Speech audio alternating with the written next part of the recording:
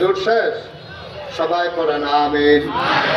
মুসলমান আল্লাহ কয় ইয়া আইয়ুহান নবী, এখন নবীর যদিও বলে, এখন যারা আবিদপুর মাঠে আছে, যারা জনসমুদ্রে পরিণত করে দিয়েছে মাঠ, যারা মাগরিবের পরে মোবারক সময়ে হাজির হয়ে গেল, আল্লাহ যেন ডাইকা কয় ও আবিদপুরের মানুষ, আমরা বলি জি আল্লাহ। আল্লাহ কয় তাকিল্লাহ, তোমরা ভয় পাবা শুধুমাত্র কেবলমাত্র একমাত্র আমার আল্লাহকে, ঠিক কিনা? আপনি যদি পারফেক্ট একজন ইমানদার হতে চান, প্র্যাকটিসিং একজন মুসলমান হতে চান, গভীর খেয়াল, আপনি যদি পরিপূর্ণ ইমানদার হতে চান, আপনি যদি প্র্যাকটিসিং একজন মুসলিম হতে চান, ইসলামটা গতানুগতিক কোনো ধর্ম না। হিন্দুদের মতো ধর্ম আমাদেরটা না। হিন্দুরা পূজা পার্বণ আসলে ধর্ম মানে, বোঝা গেল তো সব গেল। তাদের অর্থনীতিতে ধর্ম নাই, তাদের সমাজে ধর্ম নাই, তাদের পরিবারে ধর্ম নাই, তাদের ব্যক্তি জীবনে ধর্ম নাই। ইহুদিরা বলো, খ্রিস্টানেরা বলো, তারা ধর্মকে দেবতার ভিতরে, চার্চের ভিতরে, তারা ধর্মগুলোকে মন্দিরের ভিতরে রেখে বাজারে যখন আসে ব্যবসা করে মন মতো, অর্থনীতি চালায় সুদ ভিত্তিক।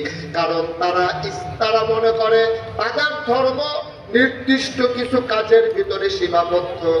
আমরা যারা মুসলমান, আমরা মনে করি আমার মাথার চুল, আমার পায়ের নখ, আমার সকাল, আমার সন্ধ্যা। কথা কি বুঝতেছেন সবাই?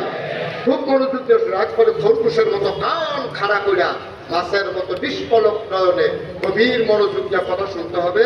সময় কম, একটা মূল মেসেজ আমরা নিয়ে চলে যাব। জীবনে কোনোদিন যদি আর ওয়াজ নাও শোনার সুযোগ পাই, এই কথাগুলো যদি আমল করি, আমি যেদিন মরে যাব, যেদিন মসজিদের মিনার থেকে ঘোষণা আসবে মানুষটা নাই, কাফন পরিয়ে যেদিন দাফন করে দেবে মাটির কবরে, সবাই দেখো মাটির কবর, আমরা যেন কবরে গিয়ে দেখি মাটির কবর মাটি নাই, মাটির কবর জান্নাতের টুকরা হয়ে গেছে, ঠিক কিনা কর?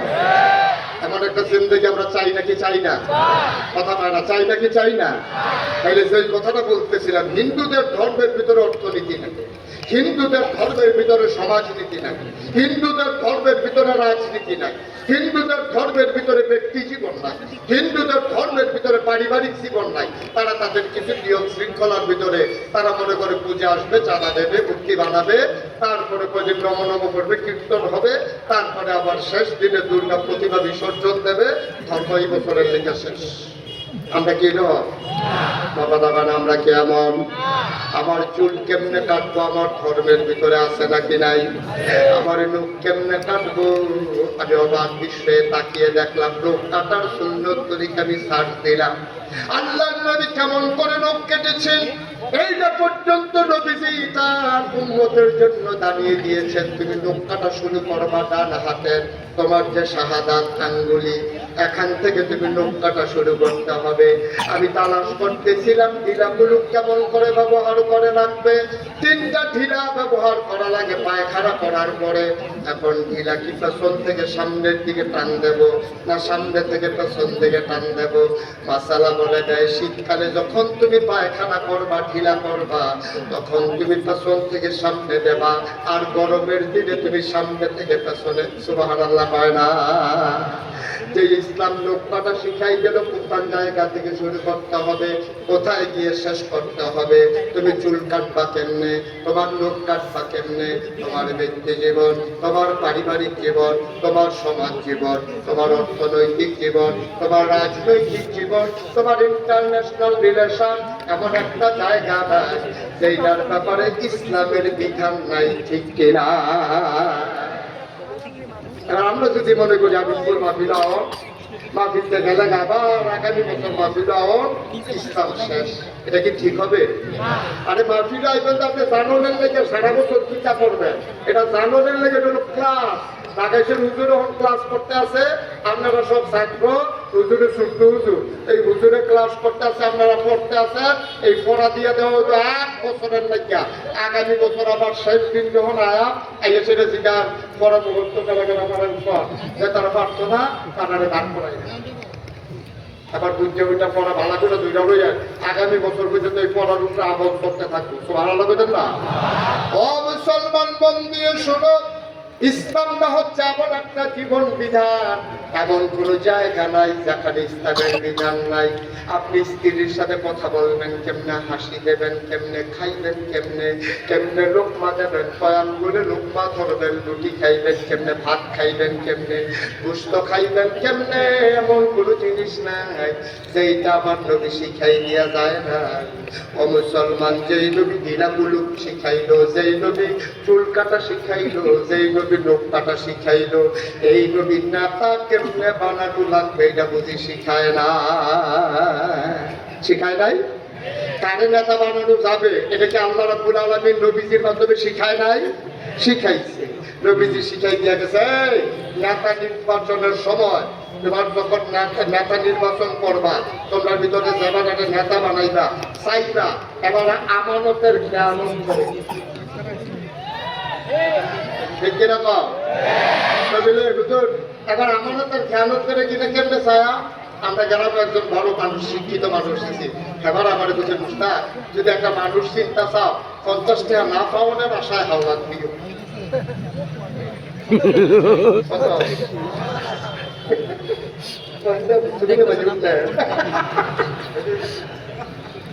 আবিন পানারে আমার ভাই বলিউল আলম ভাই, আমার পাশের কলেজের এই কলেজের প্রিন্সিপাল, আমি যেটা জানা ছিল না, প্রিন্সিপাল স্যার আমার ভাইয়া বন্ধু, আমার বড় ভাই, আপনাদের প্রিন্সিপাল, সবাই বলেন আলহামদুলিল্লাহ।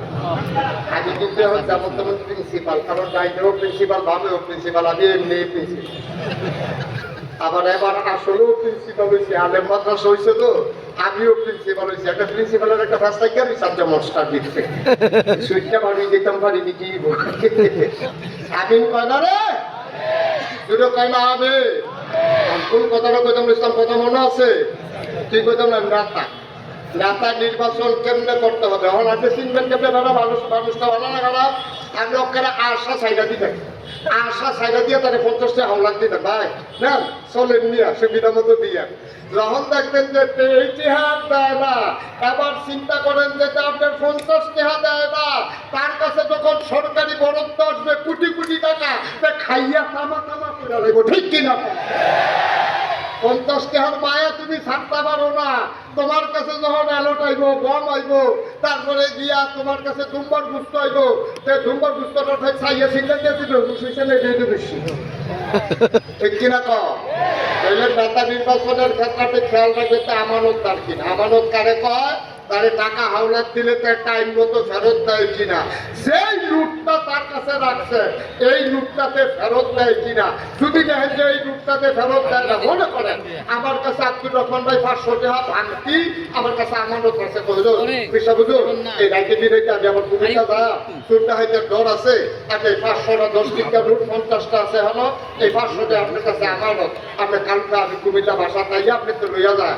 আমি এবার যদি 500 টাকা একটা নোট দেই, উনি দিছিল নোট কয় না, আরে কথা কয় না রে, উনি নির্দিষ্ট কয় না, আমি দিছি একটা, এটিগুলো সমান সমানে দিছি। এরপরে এটা আমানতের খেয়ানত হয়েছে, কারণ ওনার ভাঙতি টাকাটা আমি আরেকজনকে ভাঙতি দেওয়ারও অধিকার নাই। আবার বোঝেন আমানত কি ছিল? আমি তাদের নেতা বানাইলা, আমার ভোটের আমানতরা এবারের উপরে দিলা, তাহলে এবারের আমানতরা কি শুরু না বড়? কথা বলো, শুরু না বড়? এবারায় এই এলাকার নেতা হিসাবে এই এলাকার মানুষের ইজ্জত, এই এলাকার মানুষের সম্মান, এই এলাকার মানুষের নিরাপত্তা, এই এলাকার মানুষের সবকিছু দেখে রাখা ওনার কাছে আমার। 1000 বছর আগে নবীজি বিদায় হজের ভাষণে বলেছে, আজকের এই দিনটা যেমন পবিত্র, আজকের এই ক্ষণটা যেমন পবিত্র, আজকে তোমাদের জন্য একজন মুমিনের জীবন, ইজ্জত, মান, সম্মান সব তোমাদের কাছে আমানত রেখে দিলাম। ঠিক আজকের দিনের জন্য সম্মান দিত, তোমার ভাইয়ের ইজ্জত এমনি সম্মান দেবা। কিন্তু আমরা খেয়াল করে দেখলাম 17 বছরে এই মানুষগুলোর মাথা বিক্রি করে যারা ক্ষমতার বস্ত্রে আরোহণ হয়েছে, ভোট নিয়েছে বাংলাদেশের মানুষের, ভোট নেওয়ার পরে তারা সেকেন্ড হোম বানায় মালয়েশিয়া, কানাডা গিয়া, ঠিক কিনা বলো? আমি বলেছি যারা বাংলাদেশের মানুষের মাথা বিক্রি করে, রাজনীতির ক্ষমতার বস্ত্রে আরোহণ করে, দেশের ভিতরে থাকতে মন চায় না, বাংলাদেশে তাদের রাজনীতি করার অধিকার নাই।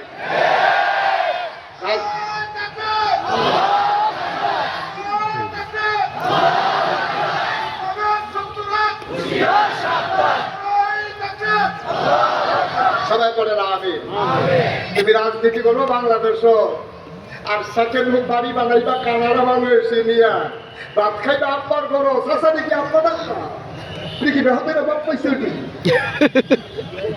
বেহতের বাপ পাইছো খাইবা বাহের গরো বাপ কুলি হালাইবা চাষার গরো দিয়া এই দিন আর দিন নাই আমার উসমান হাদি শিখিয়ে দিয়ে গেছে কেমন করে জীবনের বিনিময়ে দেশের ভালোবাসা প্রকাশ করতে হয় ঠিক কিনা বলো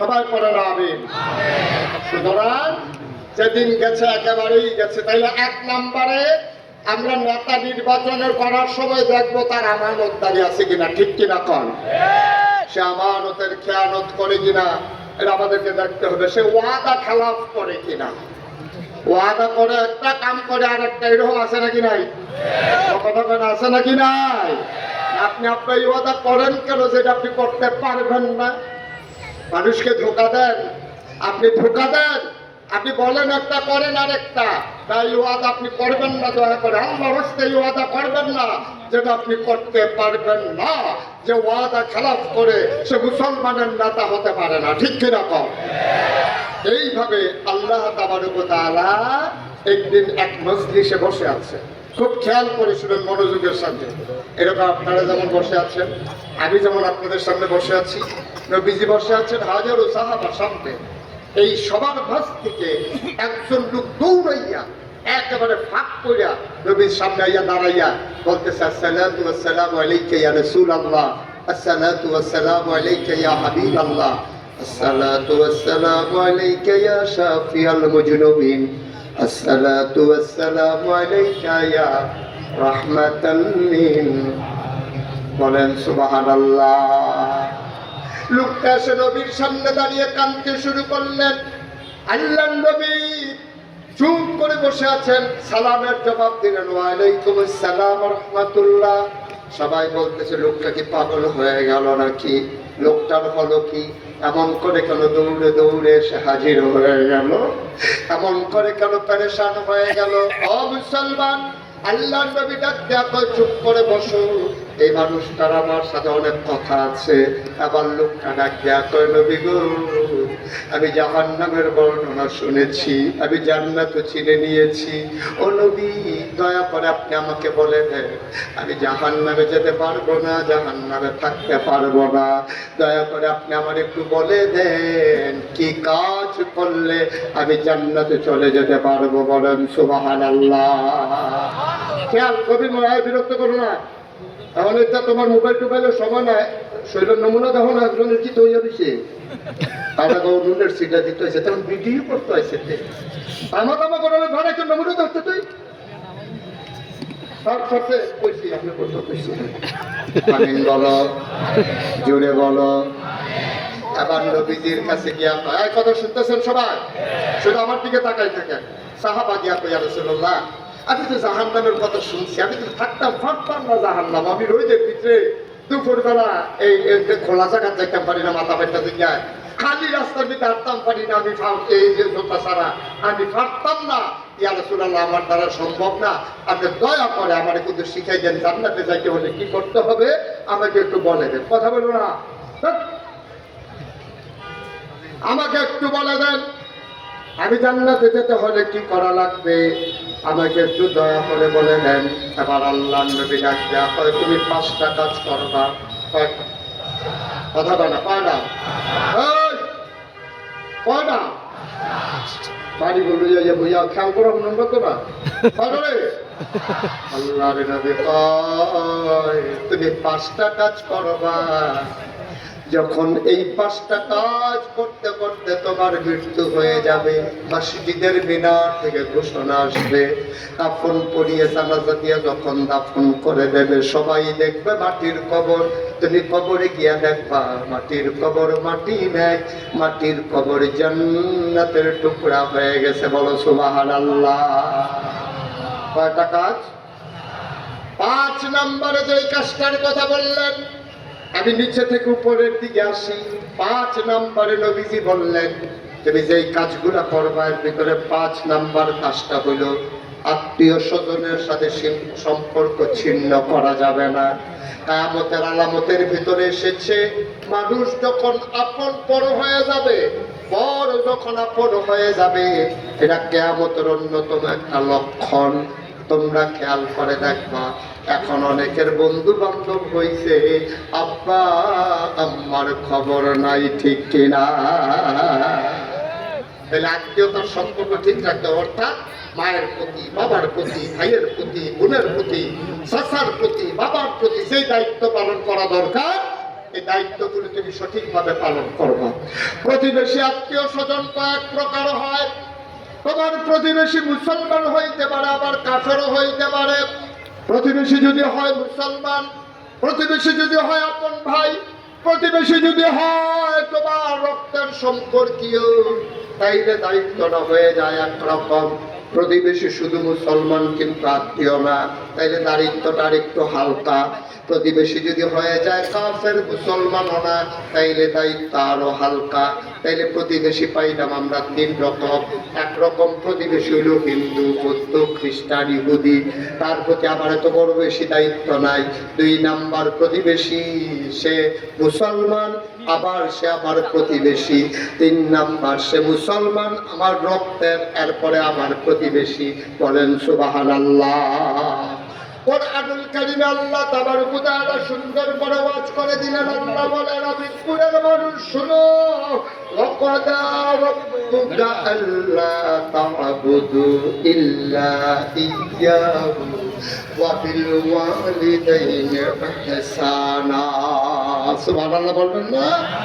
আল্লাহ রায় দিয়ে দিয়েছেন, আল্লাহ ফয়সালা দিয়ে দিয়েছেন। এই ব্যাপারে আর আপিল করার কোনো সুযোগ নাই। থানায় রায় হলে তুমি জজ কোর্টে যেতে পারো, জজ কোর্ট রায় দিলে তুমি হাইকোর্টে আপিল করতে পারো, হাইকোর্টে আপিল করার পরে তুমি সুপ্রিম কোর্টে যেতে পারো, সুপ্রিম কোর্টের পরে আপিল বিভাগে যেতে পারো, তারপরে তুমি রাষ্ট্রপতির ক্ষমা প্রার্থনা করতে পারো। কিন্তু ওয়াকাদা রাব্বুকা, তোমার রব রায় দিয়ে দিয়েছেন, অর্থাৎ ফয়সালা হয়ে গেছে সর্বোচ্চ মহল থেকে। ইবাদত হবে শুধুমাত্র, কেবলমাত্র, একমাত্র আমার আল্লাহর, ঠিক কিনা? ইবাদত হবে কার? আল্লাহ। ওয়া বিল ওয়ালিদাইনি ইহসানা। আর আল্লাহর ইবাদতের পরে তোমার কাছে সবচেয়ে বেশি হক পাওনা যারা, তারা হইল তোমার আম্মা, তোমার আব্বা, ঠিক কিনা? এই ব্যাপারে দ্বিতীয় কথা বললাম। 5 নাম্বার গেল। কাজ কয়টা? কথা বলা, কাজ কয়টা? 5টা কাজ করবা, তুমি জান্নাতে চলে যাবা। মনে করো জান্নাতটা তোমার থেকে 5 হাত দূরে, তুমি তাকিয়ে আছো জান্নাতের সামনে দাঁড়িয়ে, 5টা কদম দিলেই তোমার জান্নাত।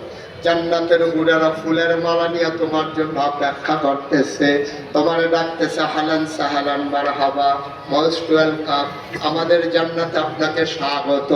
তুমি 1 কদম দিছো, কদম বাকি রইছে আর 5টা। বা কথা পায় না, 5টা। জান্নাতের গ্রাণ পাইতেছো, জান্নাতের হিমশীতল পরশ পাইতেছো, জান্নাত দেখা যায় পর্দার ফাঁক দিয়া। 4টা কদম দিলেই তুমি জান্নাতে চলে যাবা। আল্লাহর নবী কয় 5 নম্বরে আত্মীয়তার সম্পর্ক ছিন্ন করবা না, এই 4 নম্বরে তুমি যাকাত আদায় করবা। যাকাত, যাকাত। আজকে বাংলাদেশে যাকাত নাই বলে বাংলাদেশে এই অভাব দূর হয় না। যদি পরিকল্পিতভাবে যাকাত আদায় করা হতো, অর্থাৎ ধনীর কাছ থেকে 2.5 টাকা হারে গ্রহণ করে গরিবের মাঝে সুষম বন্টন যদি করা হতো, সামান্য কয়েক বছরের ব্যবধানে বাংলাদেশে যাকাত খাওয়ার মতো একটা লোকও খুঁজে পাওয়া যেত না, ঠিক না? একটা লোকও খুঁজে পাওয়া যেত না। 2.5 টাকা শুধু 52 ধনী রূপা আপনার কাছে থাকে, অথবা সেই সমপরিমাণ টাকা যদি আপনার কাছে থাকে, 1 বছর যদি টাকাটা ঘুরে আসে, এই ঘুরে আসার পরে আপনি শতকরা 2.5 টাকা হারে আপনি জাকাত দিয়ে দেবেন। শতকরা কয় টাকা? আরে কথা কয় না, এই তার জিজ্ঞাসা কয় টাকা?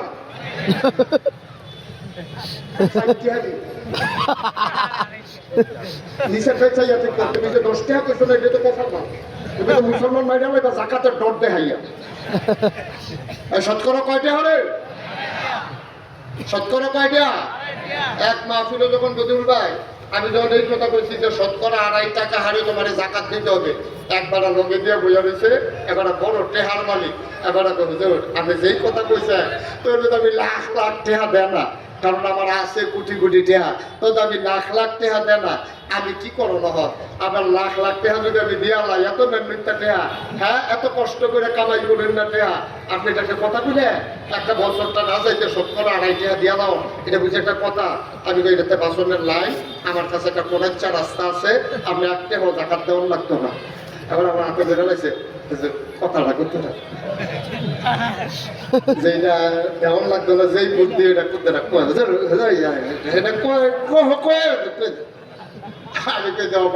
শুরু করছে কি না দিয়া বাসন যায় কেমনে, এটা থেকে মাথা বড় হয়ে গেছে। এখন যত বস করছি একবার হচ্ছে আমার আত্মদর্শন, যখন কইছি একটা হওয়া জাকাত না দিয়া যাবো, তাতে আমরা খুব করে আত্মদের বুদ্ধিটা করতে না। আমি বলি বুদ্ধি একটা আছে, সিহন বুদ্ধি। আগামী বছর আপনি 1 টাকাও জাকাত দিতে হবে না, তবে বুদ্ধি হইল যত টাকা আছে সব টাকা মসজিদ মাদ্রাসায় করে দেওয়া লাগবে। দেহাও নাই, জাকাতও নাই, পুরো নাই, দেহাও নাই, জাকাতও নাই। কেমন হইল? আমি কই এমনি এমনি হইল। তো টেহা থাকবো জাকাত দিতে না, শরীর থাকবো ফিডা খাওয়া পড়তো না, আন্দাজ করো কেমনে? ফিডা পেয়ারা যখন শুরু হইব, তার মোটা শরীর তার শরীর ফিডা বেশি করবো, বেশি হল শরীর বুঝছো হইয়া বার হয়ে যাইব গায়ে, যেটা গরিব মানুষ তার জাকাত নাই, তার কারণ টেহাও নাই, তার চিন্তাও নাই। তোমার টাকাও বেশি, তোমার চিন্তাও বেশি, আছে দেখে না তুমি দিবা, এই টাকা তোমার না, এই টাকা আমার আল্লাহর, ঠিক কিনা? কুরআনুল কারীম সূরা তাওবার 111 নম্বর আয়াতে আল্লাহ কয়, ইন্নাল্লাহা আশতারা মিনাল মুমিনিনা আনফুসাহুম ওয়া আমওয়ালাহুম বিআন্না লাহুমুল জান্নাহ। এই আবিদপুরের মানুষ শোনো শোনো শোনো, ইন্নাল্লাহা আশতারা, আল্লাহ কিনে নিয়েছেন, মিনাল মুমিনিনা, মুমিনদের কাছ থেকে, আনফুসাহুম ওয়া আমওয়ালাহুম, তাদের জান আর তাদের মাল, বিআন্না লাহুমুল জান্নাহ, যেই জিনিসটা দিয়ে কিনছে তার নাম হইল জান্নাত, ঠিক কিনা? তাহলে জানের মালিককে, মালের মালিককে, তুমি আমি ফাহারাদারে না, ফাহারাদারের বাড়ারে তো দাফন, মালিক হইলে না জানি কি দাফন। পাহারা ধরে এত ভাড়াগিরি দেয় না, তুমি হাই দিয়ে উর্দু কও, এরপরে তুমি এত ভাড়াগিরি দাও, কথা তো একটা মনে পড়ছে, এটা কইলে তোমরা। আমি যখন মাদ্রাসাত প্রথম ভর্তি হয়েছি, আমার এক দাদা আমার এক নাতি উর্দু পড়ানি, আমি কই না দাদা আমরা এখন উর্দু পড়ায় না, আগে মাদ্রাসাতে উর্দু পড়াই, তখন উর্দু নাই। তাহলে বলে উর্দু কি আবার ভালো লাগে? উর্দু তো জাতা দিয়ে কইলে হইয়াছে কে? আচ্ছা আপনি পারেন তো, ফাড়ি কি তা কত কইছি রে উর্দু। আমি তার লোকে কইছেন তো, সংগ্রামের বছর পাকিস্তানি আর্মির লোকে উর্দু কইছি। আমি কি উর্দু কইছে? দাদা পাকিস্তানি আর্মির সামনে ঘুরে গেছে গা, আমার ডাকে গায়ে বলতো ইয়ে পয়সা লে লাও, তা একটা পয়সা পড়ে রয়েছে, আমার ইয়ে পয়সা লে লাও। আমি আপনি কিতা কইছেন? উর্দু কইছি। আপনি উর্দু ফাড়েন? ফাড়ি মানে কিতা কইয়া পাইছি না। আমি কিতা কইছে? আমি কইছি হাম গরিব কইতা হয়, কিন্তু দোকানটা পয়সা দিচ্ছি। উর্দু উর্দু আজকে উর্দু সকল লোকে হাই আসে না,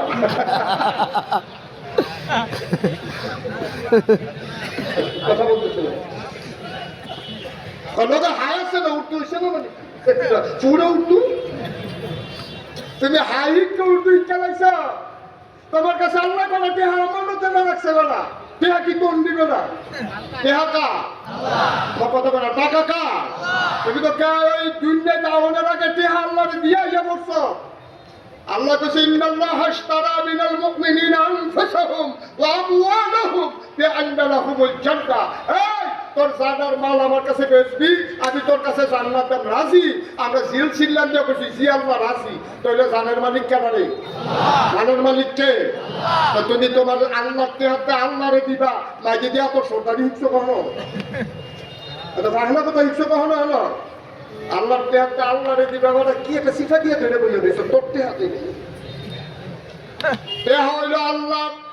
হ্যান্তে তুই শতকরা 2.5 টেহা করে দিবি, থাকলে না দিবি, না থাকলে তো তোর যাকাত নাই।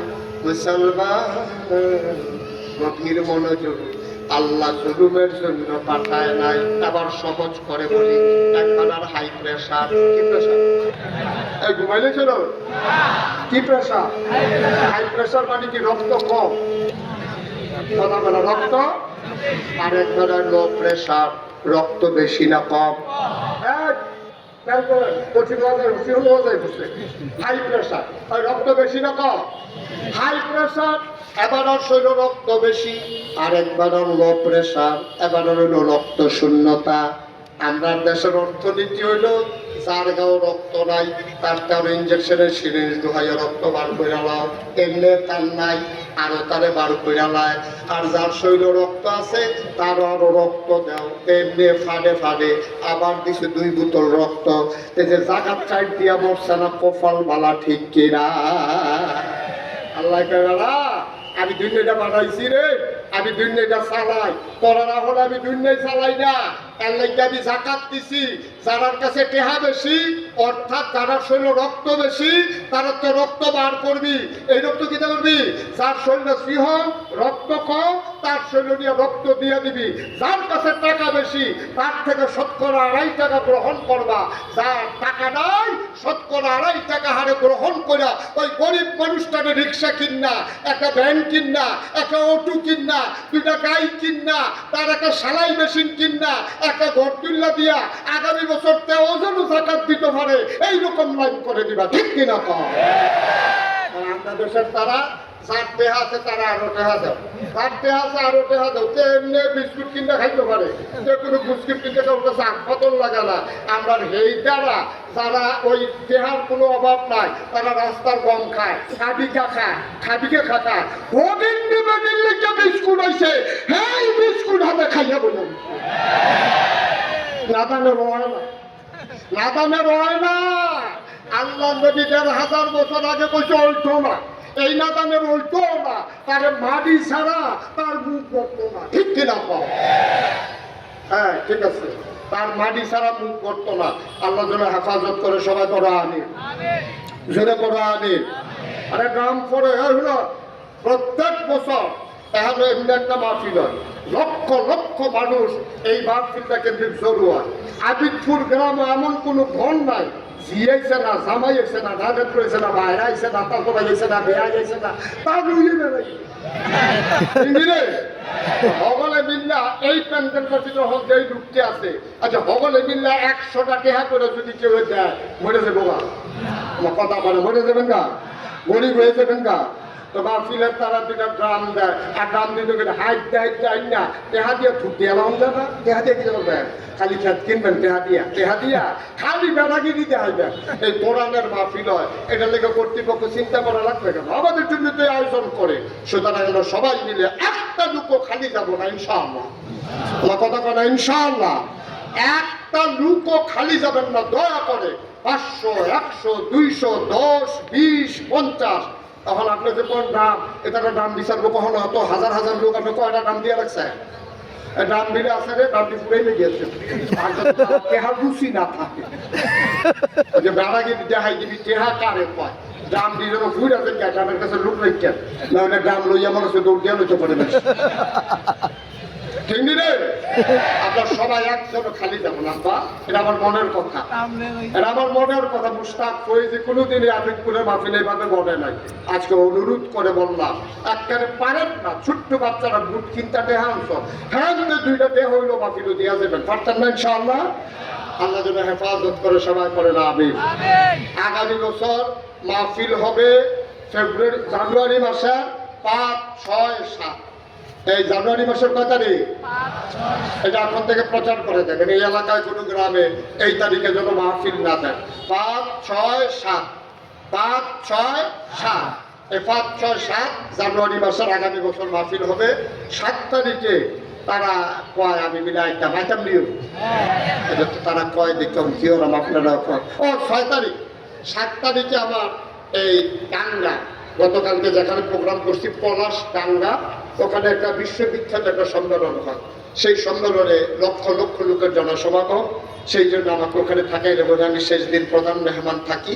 আর এখানে ইনশাল্লাহ 6 তারিখে আমি 9টা ইনশাল্লাহ আলোচনা করবো ইনশাআল্লাহ আগামী বছর। আল্লাহ যেন কবুল করে সবাই বলা আমি। আর আপনারা আপনার কি কথা হয়েছি আপনার কত হয়েছে যাইতে ড্রামও সবাই একটু দেখা করে যাও 2 5 টাকা 10 টাকা 20 টাকা 50 টাকা 100 200 500 1000 আমরা এটা দেওয়া যায় ইনশাআল্লাহ। মাশাআল্লাহ একজনে 500 টাকা আমার আদরের হেলাল নাগেশ দরবারের মুরিদ এবারে মাহফিলও 500 টাকা দিছে।